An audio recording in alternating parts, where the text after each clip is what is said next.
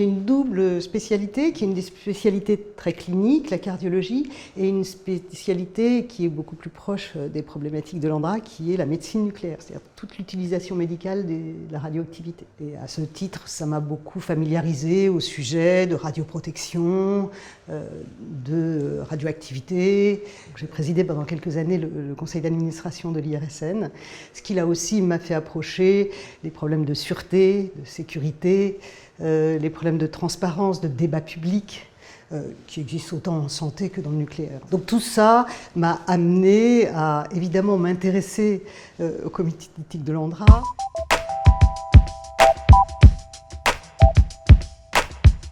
Le comité d'éthique et société de l'Andra est vraiment une instance très collégiale. Donc je dirais que le président, il a essentiellement un rôle d'animation. Tous les avis sont construits de façon totalement collégiale. C'est un groupe maintenant de 15 personnes, d'horizons extrêmement divers, très riches. Et donc mon rôle sera essentiellement un rôle d'animation.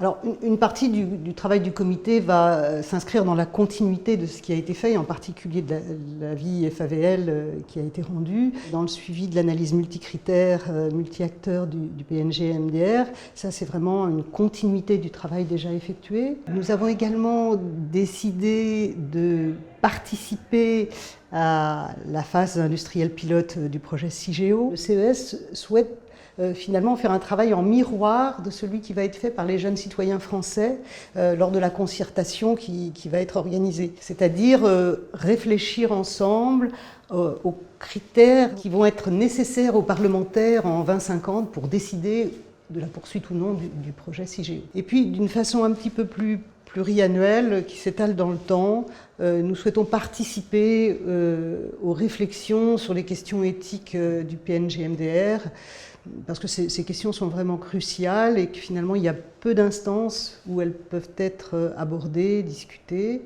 Il s'agit des questions de l'attention apportée aux générations futures, puisqu'on sait que là on est dans le temps extrêmement long, presque difficile à concevoir. Le lien entre l'éthique et la gestion des risques, et les risques, est extrêmement important et assez complexe.